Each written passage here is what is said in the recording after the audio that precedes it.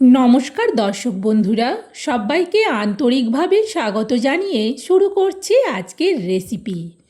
আজকে আমি নিরামিষ পেঁপের ডালনার রেসিপি তোমাদের সাথে শেয়ার করব আলু আর কাঁঠালের বীজ দিয়ে।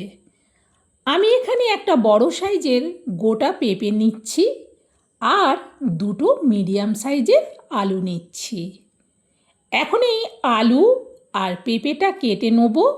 কেটে ধুয়ে নিয়েই কিন্তু ফিরে আসছি। পেঁপে কেটে ধোয়ার পর ঝুড়ি থেকে আবারও থালার মধ্যে নিয়ে নিলাম। আর আলুটাকে কেটে এই ছোট বাটির মধ্যে রেখেছি। আর এতে দেওয়ার জন্যে কাঁঠালের বীজের খোসা ছাড়িয়ে ভালো করে ধুয়েও নিয়েছি। সত্যিই বলছি, পেঁপের ডালনা কাঁঠালের বীজ দিয়ে এইভাবে রান্না করলে দুর্দান্ত টেস্টি হয়। যে পেঁপে খেতে পছন্দ করে না সেও চেয়ে চেয়ে খাবে, এতটাই টেস্টি হয় পেঁপের এই রেসিপিটা। তাই আমি কিভাবে রান্না করব সেটা কিন্তু স্কিপ করে দেখো না, প্রথম থেকে শেষ পর্যন্ত পুরো রেসিপিটা দেখো। দুর্দান্ত একটা রেসিপি। সবের প্রথম রান্নাঘরে এসে গ্যাস জেলে কড়া বসিয়ে দিয়ে কড়াতে দিয়ে দিচ্ছি তেল। এবার খুন্তি দিয়ে তেলটাকে কড়ার উপর পর্যন্ত চাড়িয়ে নেব। ততক্ষণে কড়ার তেল গরম হয়ে যাবে। তেল গরম হতেই আমি সবের প্রথম কড়াতে দিয়ে দিচ্ছি কাঁঠালের বীজগুলো। সব কাঁঠালের বীজগুলো দেওয়ার পর খুন্তি দিয়ে এবার কাঁঠালের বীজগুলোকে নাড়াতে থাকবো। খুব ভালোভাবে কাঁঠালের বীজগুলোকে ভেজে নেব।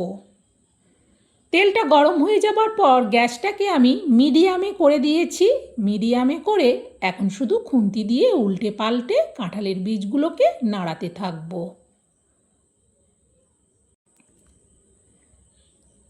কাঁঠালের বীজ কিন্তু অনেকটাই ভাজা ভাজা হয়ে গেছে, সেই জন্য দিয়ে দিচ্ছি এবার আলুগুলো। সব আলুগুলো দেওয়ার পর আবারও খুন্তি দিয়ে উল্টে পাল্টে কাঁঠাল বীজের সাথে মিশিয়ে আলুগুলোকেও নাড়াতে থাকব।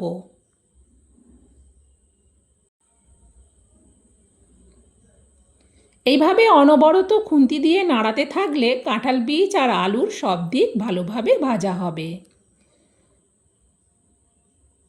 সুন্দরভাবে আলুগুলোও কিন্তু ভাজা ভাজা হয়ে এসেছে। এখন আমি এই মাঝখানটাতে একটু জায়গা করে নিচ্ছি। এইখানে দিয়ে দেবো ফোড়ন হিসেবে গোটা জিরে, চা চামচের মাপে হাফ চামচ। এখন জিরেটাকেও আলু আর কাঁঠাল বীজের সাথে মিশিয়ে উল্টে পাল্টে নাড়াতে থাকবো। জিরে থেকে সুন্দর ভাজা গন্ধ বেরোচ্ছে। আবারও মাঝখানে একটু জায়গা করে নিলাম। এইখানে দিয়ে দিচ্ছি অল্প হিং।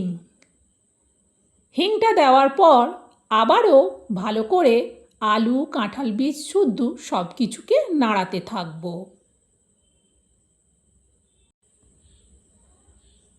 প্রায় আরও 1 মিনিটের মতো আমি কিন্তু এগুলোকে নাড়াচাড়া করলাম। এখন আমি এতে দিয়ে দেবো পেঁপেগুলো। সব পেঁপেগুলো একেবারেই দিয়ে দেবো। সব পেঁপেগুলো দেওয়ার পর আবারও খুন্তি দিয়ে ভালো করে সব কিছুকে উল্টে পাল্টে নাড়াতে থাকবো। বিশেষ করে যতক্ষণ না সব পেঁপের গায়ে তেলটা লাগছে ততক্ষণ কিন্তু এইভাবে উল্টে পাল্টে নাড়াতে থাকবো। নিরামিষ দিনে পেঁপের এই রেসিপিটা থাকলে আর কিচ্ছু লাগবে না। এখন এতে দিয়ে দিচ্ছি গ্রেট করা আদা, চা চামচের মাপে 1 চামচের একটু বেশি। এবার আদাটাকেও ভালো করে মিশিয়ে নেব পেঁপে, আলু আর কাঁঠাল বীজের সঙ্গে। এতে করে পেঁপে, আলু, কাঁঠাল বীজ আর আদা সবটাই ভালোভাবে ভাজা হবে। আদা থেকে সুন্দর ভাজা গন্ধ বেরোচ্ছে। এখন আমি এতে দিয়ে দেবো পরিমাণ মতো হলুদ আর দেব পরিমাণ মতো লঙ্কার গুঁড়ো। হলুদ লঙ্কার গুঁড়ো দেওয়ার পর আবারও খুন্তি দিয়ে ভালো করে সব কিছুকে নাড়াতে থাকবো। তবে লঙ্কা যে যেমন ঝাল পছন্দ করো সে সেই অনুযায়ী লঙ্কা দিও। এখন দিয়ে দিচ্ছি পরিমাণ মতো লবণ আর দেব অল্প একটুখানি চিনি। লবণ চিনি দেওয়ার পর আবারও খুন্তি দিয়ে ভালো করে আলু পেঁপে কাঁঠাল বীজকে নাড়াতে থাকবো। লবণ দিয়ে দিয়েছি, এবার কিন্তু পেঁপেটা তাড়াতাড়ি কমে যাবে। মাঝখানে আবারও একটু জায়গা করে নিচ্ছি, এইখানে দিয়ে দেবো টমেটো পেস্ট। একটা মিডিয়াম সাইজের গোটা টমেটোর পুরো পেস্টটাই দিলাম। এবার ততক্ষণ এইটাকে নাড়াতে থাকবো যতক্ষণ না টমেটোর এই জল জল ভাবটা শুকিয়ে আবারও তলাতে তেল তেল ভাবটা আসছে।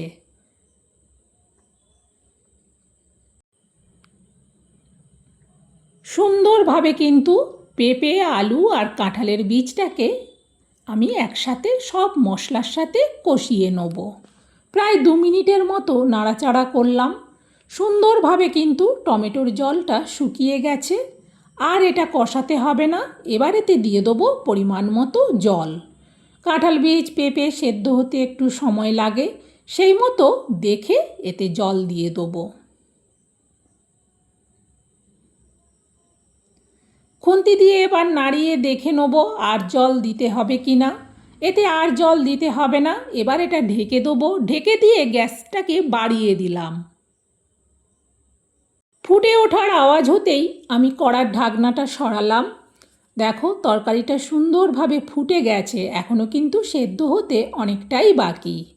এইভাবে দেখে নেওয়ার পর এটা আবারও ঢেকে দেবো। গ্যাসটাকে এবার কমিয়ে দিলাম।